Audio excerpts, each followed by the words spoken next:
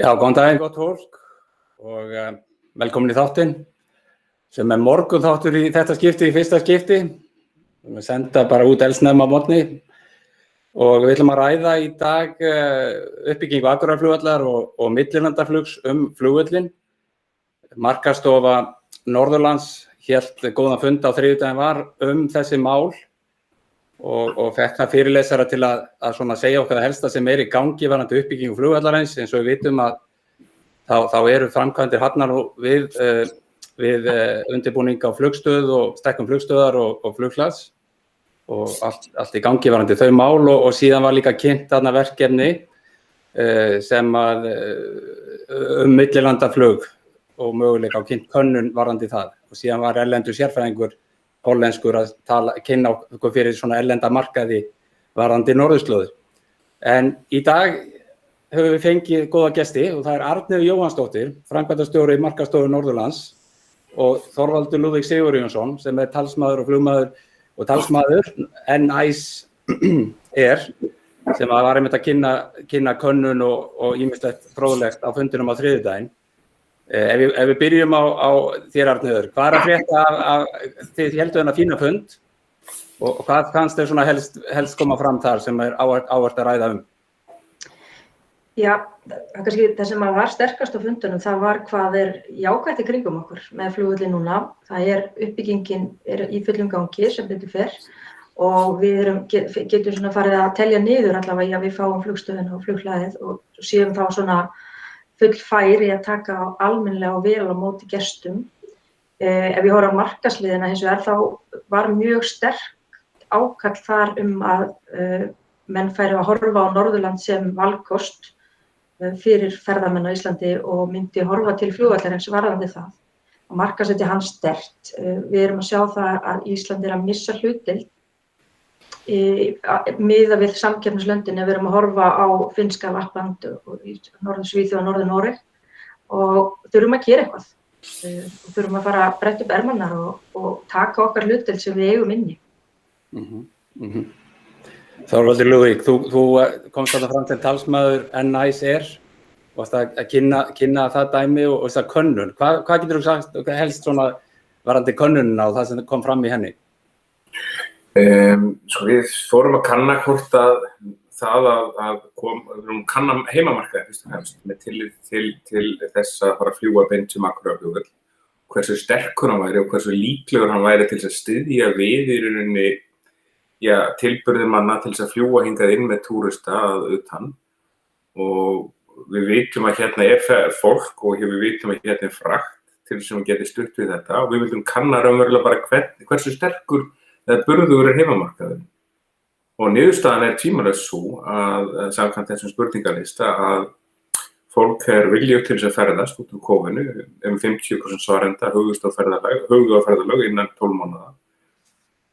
Fólk myndi bæta verulega í hvað varðar sínu ferðahegðun ef því gæfist kostur á að fljúga Akureyrarflugvöll. Kostnaðarhagræði sem fólk búið að reikna út sjálft og gaf til kynna mjög sterklega í þessari könnun var reiknaði að 32.000 krónur per haus sem ætti að segja okkur að fólk mjög meðvitað þetta en það tekur það 6 klukkustundir og 2 auka sólarhringa fyrir Norðlendinga að fara úr landi og enn lengri tíma fyrir þá sem að búa fyrir austan. Þannig að þetta voru mjög jákvæðar niðurstöður og við fengum bæði óskir áfangastaði og tíðni og það auðvitað bara gögn sem við munum vinna með áfram og gefa lofandi fyrirheit inn í framtíðin að þetta sé nú sveimir þá bara býsna góð hugmynd. Já, það tölur gangur í svona ýmsu uppbyggingu Akureyrarflugvallar alveg síðustu árin og eins og við þekkjum að það var unnin Efluskýrslan og hún kom út fyrir ekki svo löngu síðan varðandi þessa 4 þætti sem að helst þurfti að koma til svona til að bæta svona flugvöllinn og það var náttúrulega aðflugið inn á norðurendan sem komið ægilegs fyrir braut 9.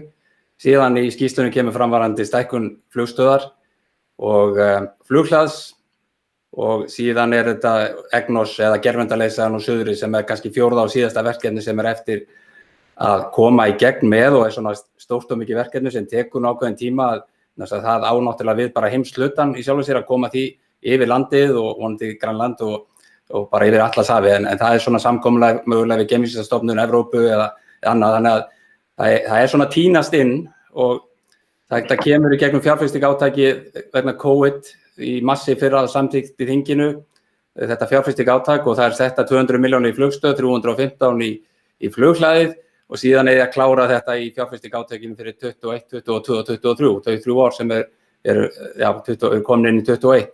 Þannig að þetta virðist og það sem kannski kom þarna fram á fundinum að það verið að tala það nú, sem sagt, að þetta klárist að í 23, vorið 2023, að þá ljúki raunlega framkvæmdum með því að það verið malbikað þá nýja flughlaðið. Þá verið allt komið. Þannig að þetta svona rúmlega 2 ára rammi sem að varðandi öll þessi mál klárist.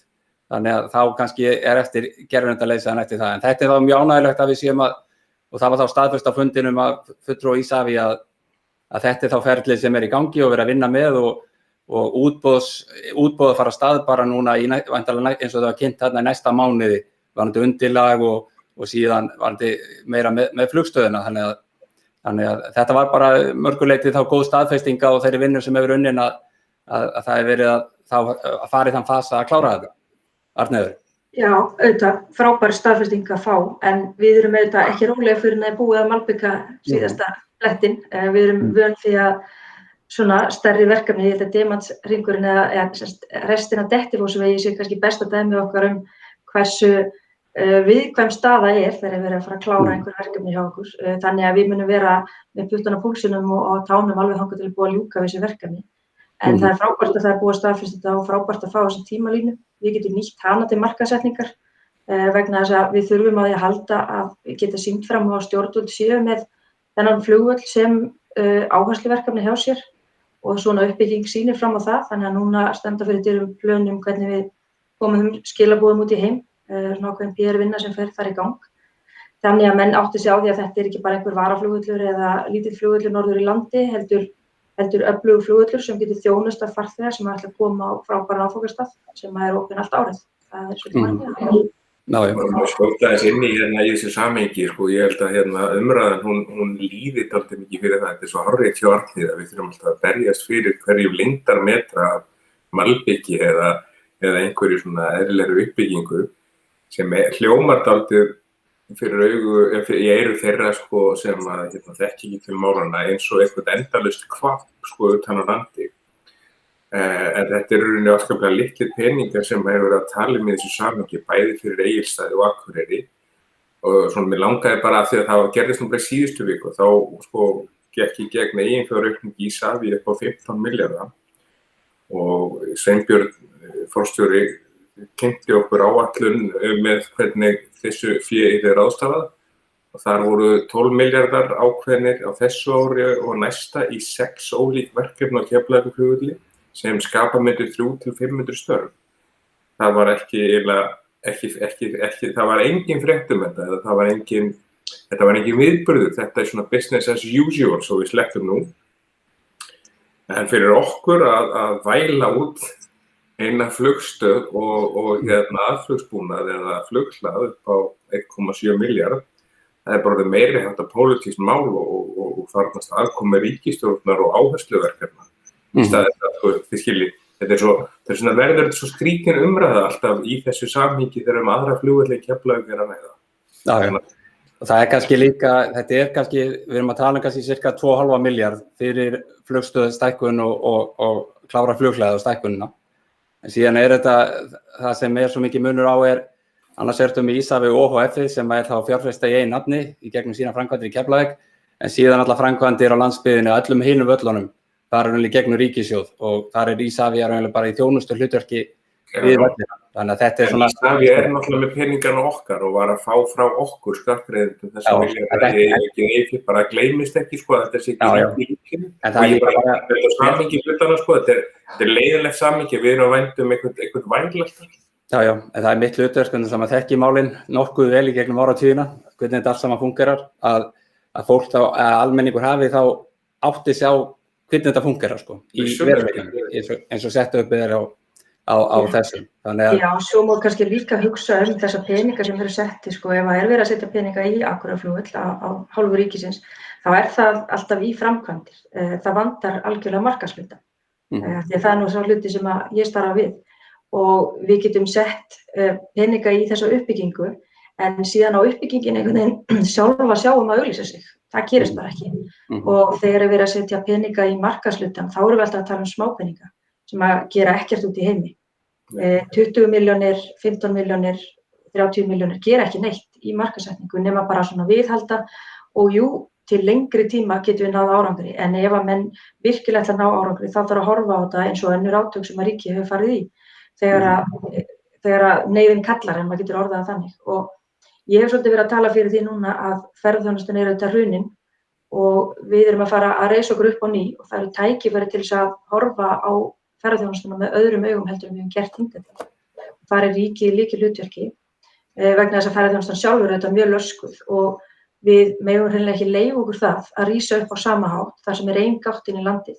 Við þurfum að hafa fleiri gáttir, við þurfum að hafa Akureyrarflugvöll, við viljum hafa Egilsstaðaflugvöll líka. Öðruvísi erum við ekki að fara að ná að sigra í samkeppninu og allar tölur sem við horfum á sem voru einmitt kynntar á þessum fundi okkar fyrir vikunni, þær sýna okkur það að við erum að tapa, Ísland er að tapa samkeppnisstöðu. Af því við erum alltaf að hamra á þessari einu vöru okkar sem að byrjar á suðvesturhorninu.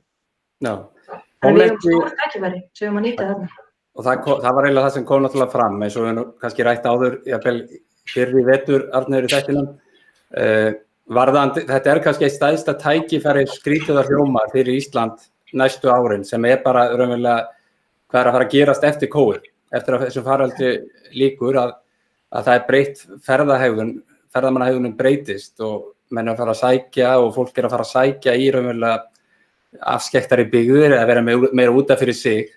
Borgarferðir kannski, við væntanlega svona almennt yfir heimsvísu sem hefur kannski verið vinsælasti túrisminn eða ferðast í heiminum með borgarferðir að nú höfum við þessa vöru að selja. Það er eins og ég hefur alltaf reglulega verið að hamra á. Þessi gríðarlega breyting sem er orðið í ferðaþjónustunni á Íslandi frá 2011 þetta var kannað með bílleigubílana, 37% erlendra ferðamanna tekur sér bílleigubíl og keyrir um landið en árið 2018 þá var þetta komið upp í 60%. Og ef þetta er ekki tækifæri fyrir íslenska ferðaþjónustu eftir COVID að geta boðið upp á þessa vöru og infrastruktúrinn eða innviðir landsins hafa náttúrulega skánað mikið á síðustu ára líka með. Þannig að, en hvað er verið að gera? Ég meina, hvernig er Íslandsstofa og þeir sem sjá markaðsmálin? Og því við markaðsstofuna og ferðamálastofa, hver er hugmyndin? Hvað á að fara að selja núna eftir að, ef við að fara í þessa átt sem við heyrðum eins og hollenska sérfræðingi ræða þarna á þriðjudaginn, hann var náttúrulega beina mjög augum að þessu, að benda á þetta eins og margir hafa gert. Hvað er kerfið að segja í dag? Þú ert í samskiptum við allt þetta fólk.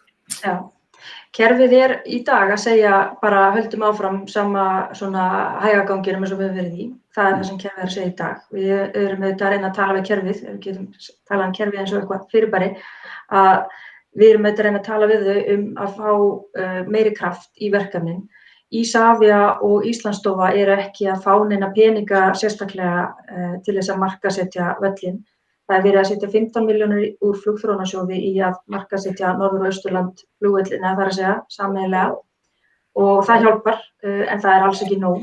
Við á svæðunum höfum flugklasaverkefnin, þar sem að Akureyrarbær hefur dregið vagninn hér á Norðurlandi og 11 önnur sveitarfélög komið að því verkefni og náðu að halda þá út í stöðugildi og smá verkefnafé til þess að viðhalda samtali við ferðaskrifstofur.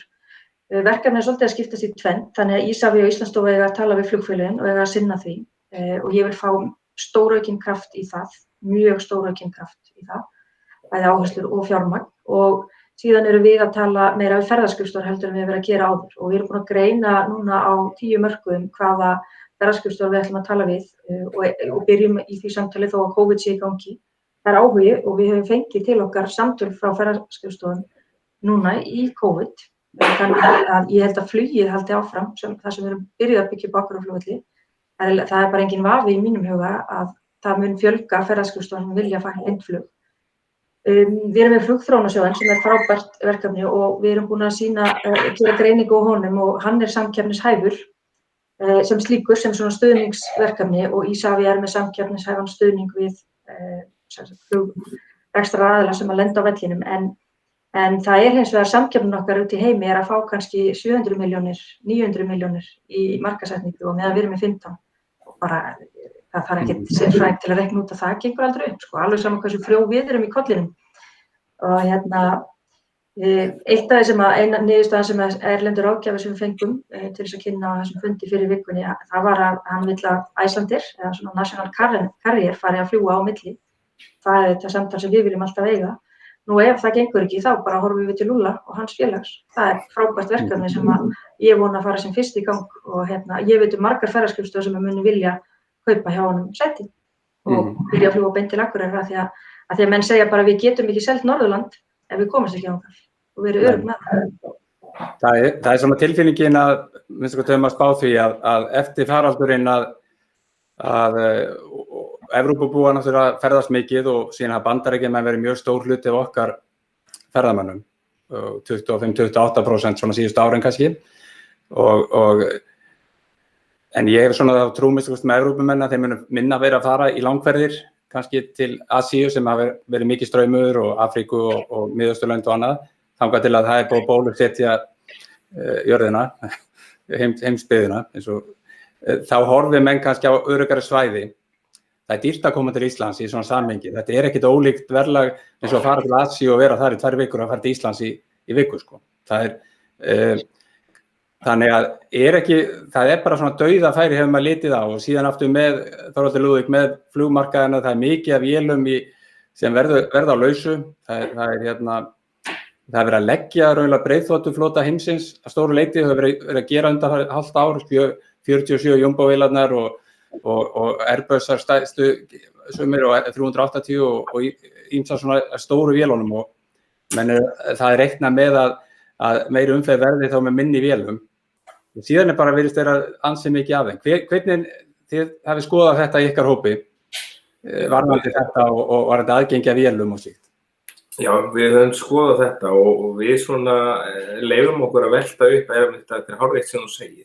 Sko, í sögulegu samhengi þá var afskaplega greiður aðgangur að passandi flugvélum. Mér finnst mjög mikilvægt að tala passandi tæki inn á flugvél eins og Akureyri sem við vitum öll að það er ekki gallalaus. Þar er einfaldlega bara að hafa réttan búnað með rétt þjálfuðu fólki sem operata flugvélin. Það er við veltum upp til ykkur í hvort það hreinlega sé ekki sögulegt tækifæri til þess akkúrat að fara á stað á næstu misserum. Í ljósi þess að flugtækin sjálf eru afskaplega ódýr. Markaðurinn, og það er staðfest okkar könnun, er tilbúin til að ferðast á næstu 12 mánuðum og langar mikið að ferðast þegar kófinu slóttar, þegar bólusetningu fjölgar þar að segja. Og við kannski erum að horfa til þess líka í mínum hópi að við erum ekki búin að vera með neitt fastan kostnað eða bruna fjármagns fram að þessu. Við höfum verið að vinna þetta á mjög low budget og bara mjög svona yfirvegaðan hátt skref fyrir skref og við munum halda áfram að gera það. Ég kom inn á það í minni kynningu líka. Og við munum gera það núna næstu mánuði og við erum með í rauninni ljósasystem, það er grænt, gult og rautt upp á næstu skref og ef sá tími kemur í september að við erum með græn ljós ennþá, þá held ég að það geti orðið tíðind að vænta. Það er þetta og snemmt að spá fyrir þetta en öll teikn á lofti eru góð, aðstæður eru að mörgu leyti ákjósanlegar þó að COVID séu þetta ennþá alls ráðandi, þá erum við að sjá út úr því. Það er kannski númer 1, 2 og 3, við erum að sjá fram veginn. Já. Við höfum klárlega sterkan heimamarkað en hann mun ekki fylla á vélarnar allar sem við erum að hugsa. Já, sko, maður segja náttúrulega með þarna heimamarkaðin, sko. Það kannski lág ekki fyrir hversu sterkur hann væri. Við gerðum þessa könnun núna bara með heimamarkað til að mæla hreinlega heimamarkaðin. Og heimamarkaðin, Ég ætlaði bara að fara í söguna þegar Icelandair maður segja bara hvað könnunin núna sýnir okkur. Hún sýnir okkur með að ferðahegðun Íslendinga, þá ætti markaðurinn að bera alltaf 10 flug á dag, nei fyrir ekki á viku. Það er svolítið, kom okkur óvart, sko. nýlegasta sagan af Transavia og Titan Airways sýnir okkur bara góðan gang og þetta afskaplega hægt að gera, vel hægt að gera án messufalla eða vandræðagangs. Ég held að það sé eiginlega bestu tíðindin í svona nýlegri sögu sem við höfum. En þessi könnun allavega okkar núna sem raunkönnun bara á stóru úrtaki, hún sýnir að markaðurinn býsna tilbúinn og meira en tilbúinn.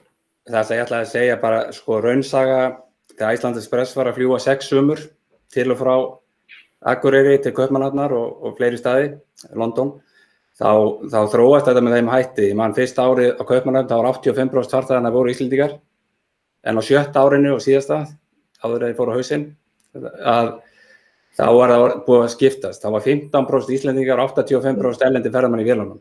Þannig að þetta tekur ákveðinn tíma, það sem ég ætlaði að koma með punktinn, en heimamarkaðurinn mjög fljótur að grípa inn í og taka við sér og það líka reynslan á þessu 6 árum þarna.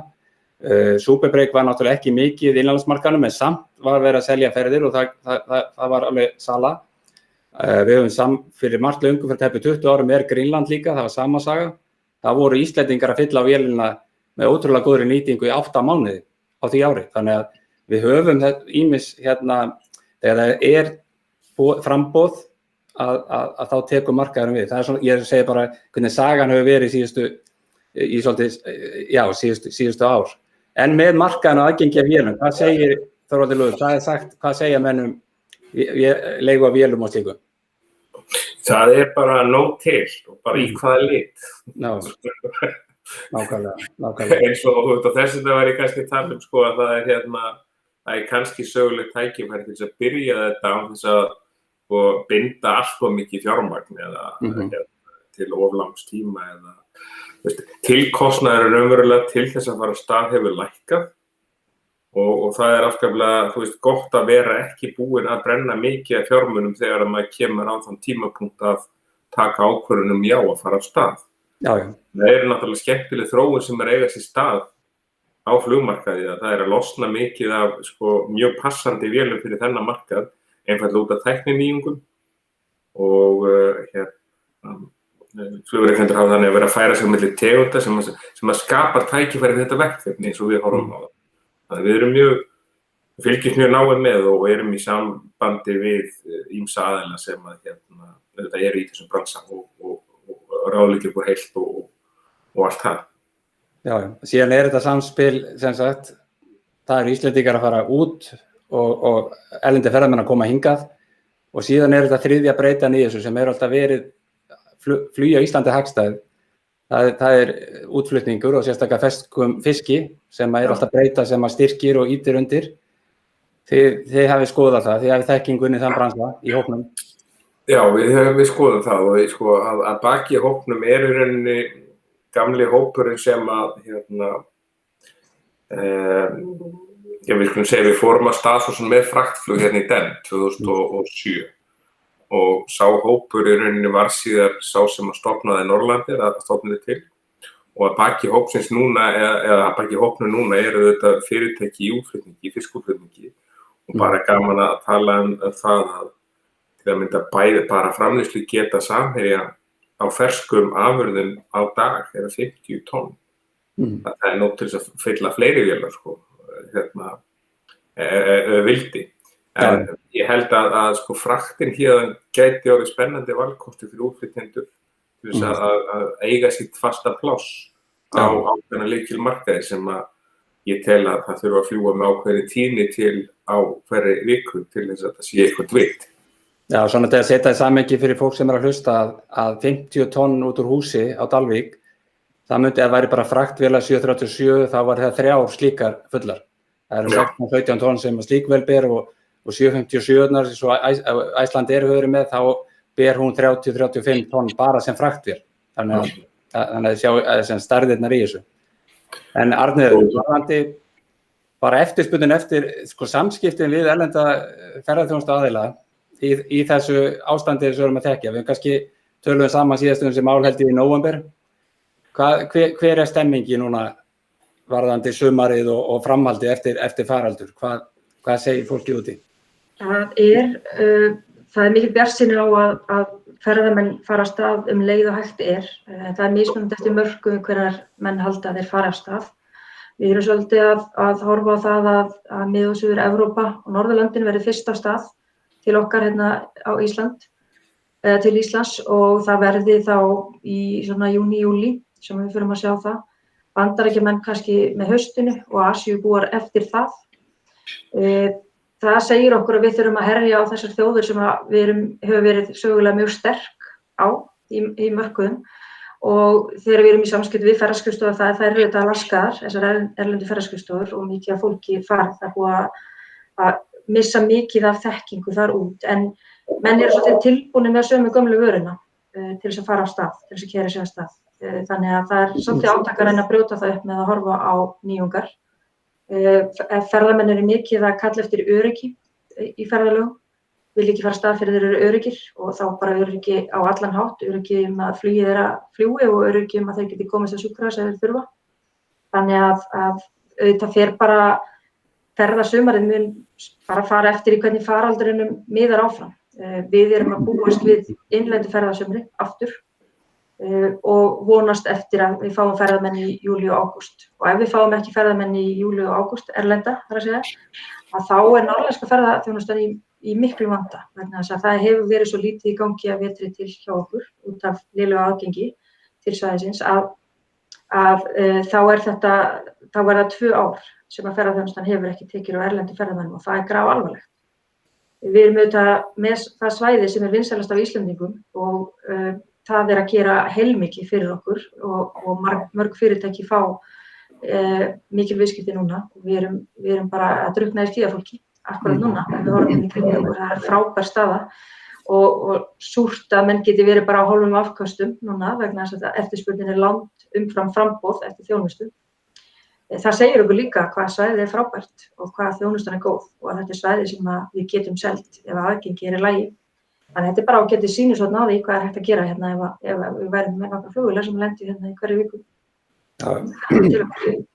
Nákvæmlega, en ertu ekki líka þá að tala að markaðar eins og Þýskaland, Frakkland, komið snemma inn, Austurríki, Sviss. Já. Ítalski markaðurinn hefur verið mjög mikilvægur fyrir okkar svæði og mjög stór hluti allar gistinátta Ítala á Íslandi hefur verið fyrir Norðan- og Austurlandi. Þegar ég var að skoða þetta fyrir einhverjum árum, það var 40-45% öllu gistináttum. Ítala voru þessu svæði og 35% eða hvað þjóðir og Frakkar, þannig að þetta eru markaðarnir sem við treystum á í byrjun að fara á stað. Já, og ferðamenn eru svolítið, við erum að fá kannski svolítið misvísandi tölur, sko. Annars erum við að fá sterka þróun í þá 8 menn fari í borgarferðir, þá er það bara svona stuttar helgaferðir, það verður fyrsta ferðin sem menn fari í og hins vegar eru menn að horfa á lengri ferðir inn í víðáttu og kyrrð og náttúru og svona vilja aðeins bara fá að pústa eftir faraldurinn einhvers staðar í náttúrunni. Þannig að við erum með mjög sterkt svæði og sterkt aðdráttarafl sem við höfum upp á að bjóða.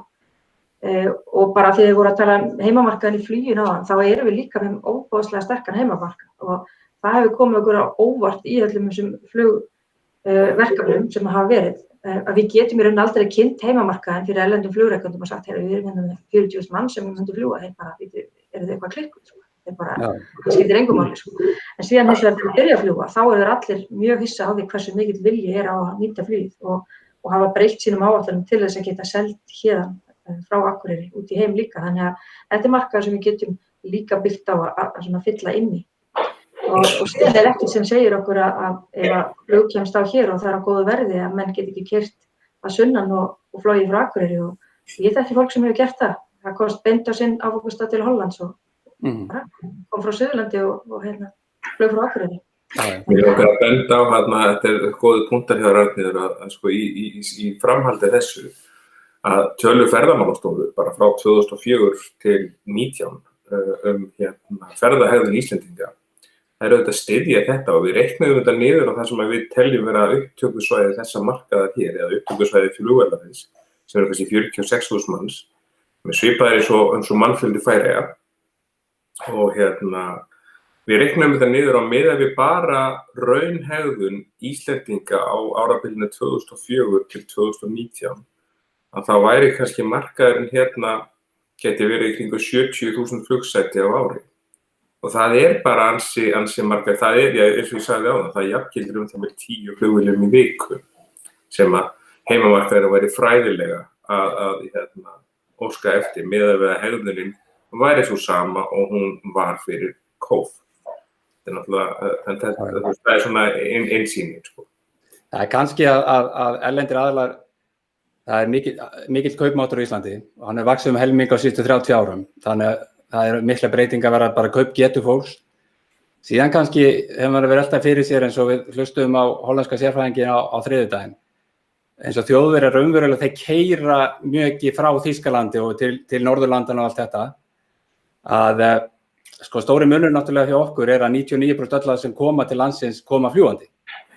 Þannig að þetta svona sem sérkenni landsins, það eru þessi hluti sem eru það fólk flýgur inn og tekur sig bíl og keyrir Þetta er svona styðsta útgáfan af lýsingun á Íslandi og þetta er svolítið öðruvísi heldur en kannski almennt í Evrópu, þetta höfum við Kýpur og Möltu og svona ákveðnar eyjar, Íbísa og hvað þetta heitir Mallorca og svona, en þetta er þetta er klárlega sérsta okkar á norðarlega Evrópu að það fljúga allir inn, þannig að flugið verður svo gríðarlega stór þáttur í þessu, kaupgetan, gríðarlegu ferðavelli í Íslandi og eins og við þekkjum gegnum tíðina og kannski að þörf líka að komast eitthvað annað. Þannig að ég held að menn misreikna þetta alltaf aðeins þegar menn koma að tala við okkur hluti, hversu stór þessi þörf að ná þessu fram. Gaman að segja, þessi tíðni ferðatíðnin Íslendinga í samhengi við kaupmáttarumræðuna, hún er sko 3 ferðir á ári fyrir höfuðborgarsvæðið og höfuðborgarbúa og rétt ríflega 2 fyrir alla sem eru utan höfuðborgarsvæðisins. Þannig að Íslendingar eru sannarlega ferðaglaðir. Já, og það er líka það sem að ýtir náttúrulega undir, það er að vera nálægt flugvelli. Það ýtir undir. Það gefur auga leið og það er náttúrulega, við værum svona, við viljum taka bara skemmtileg dæmi líka, að þú veist, við erum með bara eina innkomuhöfn inn í landi sem er svolítið galið. Það er 1 punktur á landinu sem er á Suðvestur-Arnarnesi sem tekur alla traffíkina fólki inn í landið. Og landið er mjög stórt. Þetta verður svona svipað eins og Skotar þurfti að ferðast niður til London til þess að komast úr landi. Þessu svipaði tíma sem er algjörlega galið ef við hugsið þetta í samhengi Stóra Bretlands. Og þetta svona verður leiðin út úr kófinu, þá verður það þannig að við þurfum að hugsa öðruvísi ferðamennsku og við þurfum að hlúa að því að það séu fleiri en 1 gátt inn í landi. Það er líka byggir upp skemmtilega möguleiki í ferðaþjónustu eins og vorum að ræða hérna áðan. Það er þekkt sko víða erlendis eins og til dæmis Kanada. Það er flogið inn á 1 flugvöll, keyrt þvert yfir landið, flogið út frá öðrum. Klassískt bara. Það þarf í rauninni að byggja þetta öðruvísi upp eins og Lúlli er að tala byggja ferðaþjónustuna öðruvísi upp hjá okkur. Ef við ætlum að ná markmiðum íslenskra ferðaþjónustu sem er að vera leiðandi í sjálfbærni. Við komum aldrei með sjálfbæra ferðaþjónustu öðruvísi en að opna fleiri gáttir inn í landi vegna þess að sjálfbærni snýst jú líka að skila góðu efnahagslífi og skila sér til samfélagsins og við sjáum allar tölur árstíðasveiflu, þær eru svo sláandi. Það er 1 svæði á landinu sem er með svona þokkalega jafna ferðamennsku allt árið, það er höfuðborgarsvæðið. Önnur svæði eru með árstíðasveiflu og við sem erum fjærst flugvellinum með alveg mjög mikla árstíðasveiflu og hún verður ekkert löguð með því bara að fjölga þeim sem koma inn til Keflavíkur og þurfa að gista í Reykjavík fyrstu og síðustu nóttina. Þannig að þar verður alltaf flöskuháls, það er alltaf ákveðin tappi. Þannig að við getum djöflast hér alveg eins og við getum, en við getum ekki lagað þetta öðruvísi en að breyta svona okkar grunninnviðum sem eru þeir að opna þessa flugvelli. Og þetta er bara algjört lykilatriði í uppreist ferðaþjónustunnar og lykilatriði að ná þeim markmiðum sem að ríkið hefur sett sér. Vegna þess að dreifing ferðamanna, hún verður ekkert frá Keflavík og við vorum auðvitað drukkna í umræðu núna fyrir COVID það að landi væri fullt og það þyrfti að hægja á ferðamönnum til landsins og það þyrfti jafnvel að fara að fækka þeim og við varum alveg bara komin í algjöra vitleysu. Þetta er svo langt frá því að vera rétt umræða vegna þess að sko, ég vil bara segja að 3/4 landsins voru bara alls ekki fullir. Það voru örfá svæði kannski sem voru í vandræðum á ákveðnum álagstímum en aðrir hlutar landsins hefðu nóg eftir, nóg að þjónustu, nóg að uppbyggingatækifærum og við erum að sjá það hérna við norðan núna.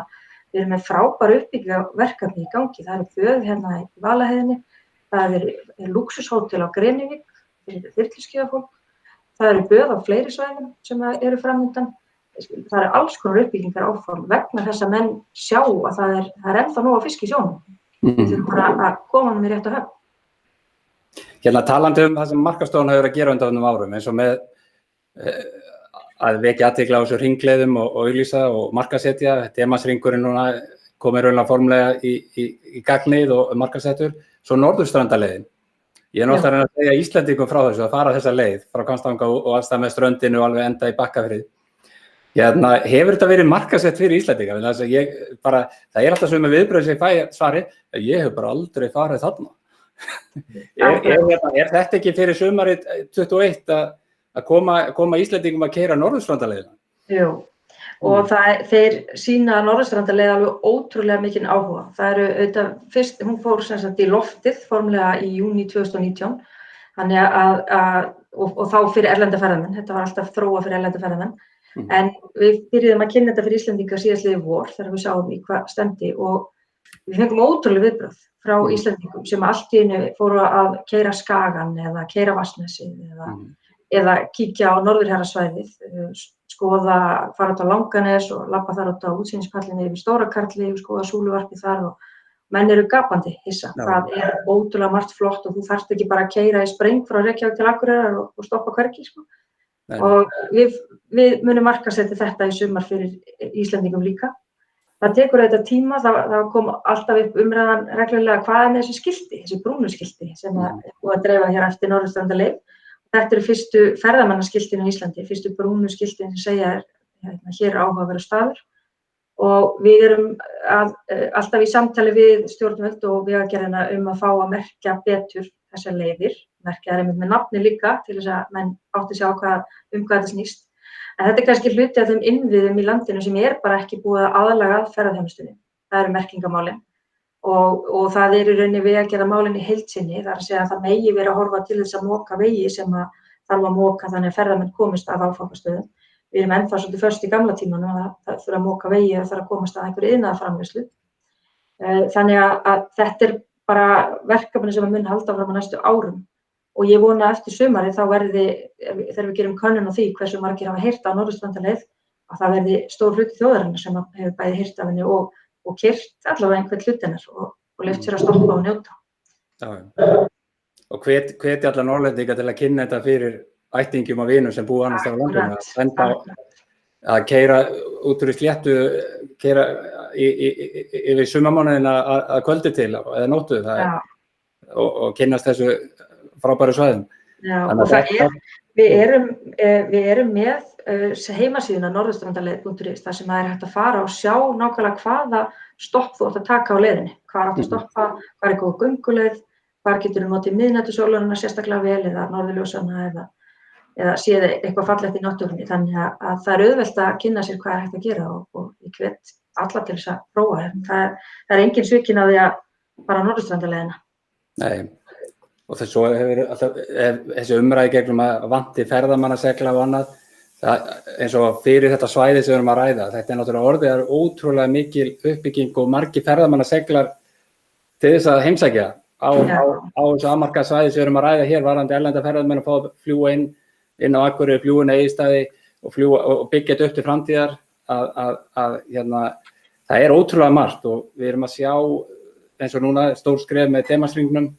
Þannig að þetta eru gríðarlega breytingar sem eru í gangi. Og Íslendingar, það sem stóð upp úr eftir síðasta sumar var það hvað Íslendingar voru hissa og ánægðir með þjónustuna sem var í boði. Af því að margir hefðu kannski ekki komið út á land mjög lengi og voru bara mjög hissa þegar áttu því að það var alveg gríðarlegt úrval af góðum veitingastöðum, kaffihúsum, gististöðum og sérstaklega afþreyingu, skemmtilegri afþreyingu sem að erlendir ferðamenn í rauninni höfðu verið að njóta á Íslandi en Íslandingarnir höfðu aldrei prófað. Þannig að það stóð svolítið upp úr og þess vegna erum við líka mjög bjartsýn á það að sumarið verði gott. Þannig að menn margir áttu sig á því að þeir þurfa að koma aftur. Það er það mikið að skoða. Mér langar að bæta við þetta hjá Arnheiði, sko, þetta er alveg hárrétt og maður heyrði þetta mjög oft síðastliðið sumar og ég held að þetta sé eitt af fáum góðum hlutum sem hefur komið út úr kófinu að Íslendingar kynntust landin sínu í meira mæli betur og svo kannski lærðum við líka aðeins að bíða og sýna tillitssemi og fylgja fyrirmælum. Það var svona svolítið líka eitthvað sem hefur vantað í þjóðarkarakterinn en Fá smá aga í þetta. Smá aga. Ég held skilur að það er ýmislegt gott líka sem að koma út úr þessu og einmitt að við kynntumst betur hvort öðru landsmenn og kynntum landin okkar bara betur. Þannig að segja þessu öll áhrif út úr þessu öllu. Það er svo gaman sko að þú segir að við lærðum að bíða og sýna þolinmæði sko, það er svo skemmtileg saga frá veitingastöðum sem að þurfti að hafa þrefalt fleiri þjóna fyrir Íslendingana heldur en erlendu ferðamennina, af því Íslendingur settist niður og vildi bara fá matinn sinn strax og drykkinn sinn strax og bara góða þjónustu, mjög hratt og örugglega, sem að meðan erlendu ferðamenn hefur svona meiri kannski þolinmæði og sýnir skilning á því að þurfa að bíða, þannig að það þurfti meiri mannskap bæði á gististaði og veitingastaði fyrir Íslendinga heldur en erlenda ferðamenn. Veitingahúsarekendur og hótelrekendur að það jákvæða við ferðasamræði hefur verið að Íslendingar hefðu verið meira á barnum. Þeir væru örlátari á veitingastæði og bari heldur en útlendingarnir. Það er alveg bjargað sko reksturinn. Já, akkurat. En það er greinilega nóg að taka, en þetta er klárlega verkefnið nú næstunum, það er að fara að kynna betur það bara fyrir sumarið og kannski reynda, en maður farin að benda fólki að fara að huga því að panta gistingu í sumar, vítt og breytt, vegna þess að við náttúrulega upplifum þetta núna á Akureyri, varðandi skíðin og annað, að það er gríðarlegur straumur af fólki. Það er náttúrulega það sem ég veist eða versta í þessu núna, það er eins og mér skilst að það sé hægt að selja 25% miðunum í Hlíðarfjalli með við svæðið og vonast til að það verði nú eitthvað losa það. Það er gríðarlega stórt mál. Þá verði ég að fá að benda á það vegna þess að það hafa verið svolítið misvísandi fréttir í fjölmiðlum undanfarna daga, þar sem að fyrirsögnin er alltaf uppselt í Hlíðarfjall, að á Norðurlandi erum við með miklu fleiri skíðasvæði og við höfum verið að markasetja þau einmitt fyrir erlendum ferðamönnum sem svona eitt resort eða eitt svæði vegna þess að ef það er vont fyrir Akureyri þá kemstu á Dalvík eða eitthvað svoleiðis og við erum með frábær skíðasvæði á Sauðárkróki, Akureyri, Dalvík, Ólafsfirði, Siglufirði, Húsavík og við Mývatn. Allt saman skíðasvæði og gönguskíðasvæði og jafnvel fjalla- og þyrluskíðasvæði. Þannig að ég hvet fólk til þess að horfa út fyrir kassan og prófa hinn svæðin eða kemst ekki Hlíðarfjall af því að þau eru frábær. Og svo er Hlíðarfjall, það er ekki uppselt nema bara rétt yfir helgina. Já. Þannig að virkudagarnir eru alveg auðir, þannig að það er engin að örvænta. Það var eiginlega stóra málið að benda þetta með virkudagana og eins og það var alltaf verið ekki fyrir norðan í gær og horfa á þessar myndir sem að sá að norðan í gær. Nú er farin að sjá mjög góða og hallega daga. Og bjarta. Svo er það að skína á svæðinu og svona. Og svo er þetta ótrúlega bylgja núna í skíðagöngu áhuga sem að virðist vera að slá öll met og þá er náttúrulega að gera að fara norður og heimsækja þessu svæði. Akkurat.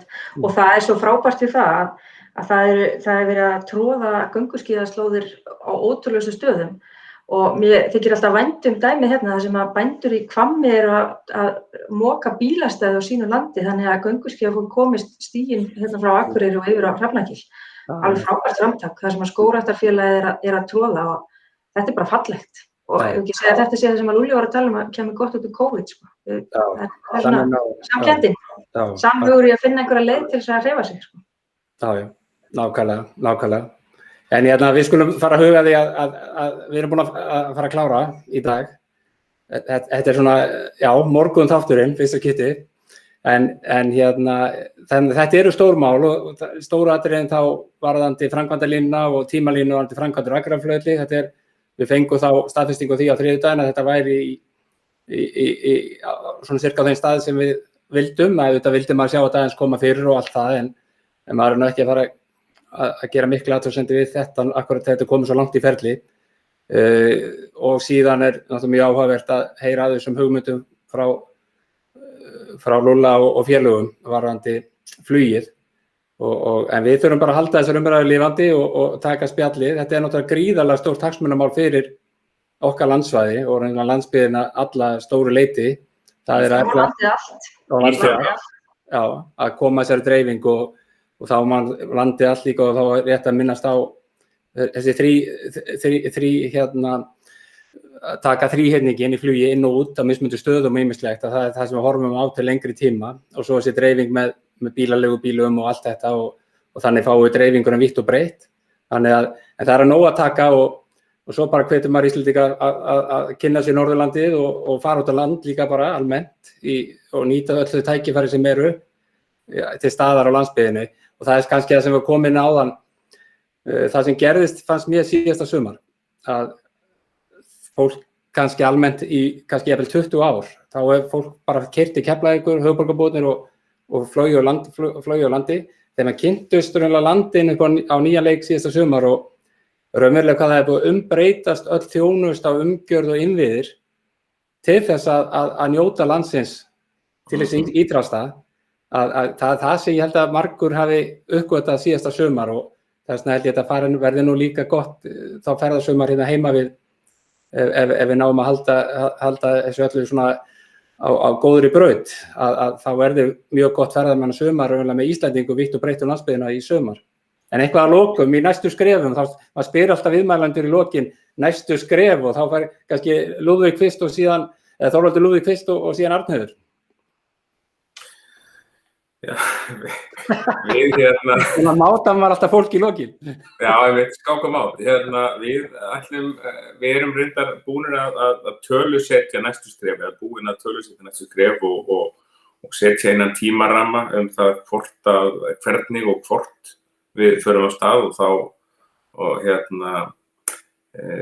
viljum bara svara því býsna fljótt. Þetta allt lofar góðu og við erum bara bjartsýn á framhaldi og ýmis fallega teikn á lofti og svona þannig að við ætlumst nú tekur aðeins meira púl við að rannsaka og tala við mennina eins og maður segir og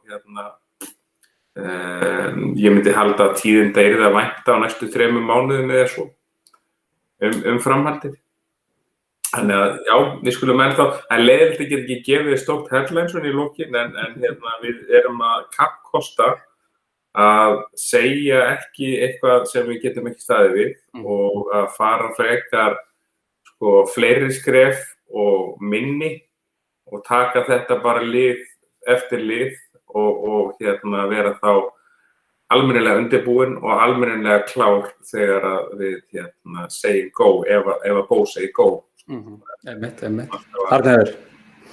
Já, ég ánægð með að Lúlli gefi ekki svona deadline. Ég ánægð með hvernig ferlið hjá þeim í þessari vinnu vegna þess að við fengið allt of mikið af svona einhverjum tilraunum sem að skaða síðan umræðan Akureyrarflugvöll ef það gangi ekki upp. Þannig að ég fylgist spennt með á hliðarlínunni hvernig gengur hjá þeim og hlakka til að fagna þegar deadline kemur loksins og þeir fara í loftið.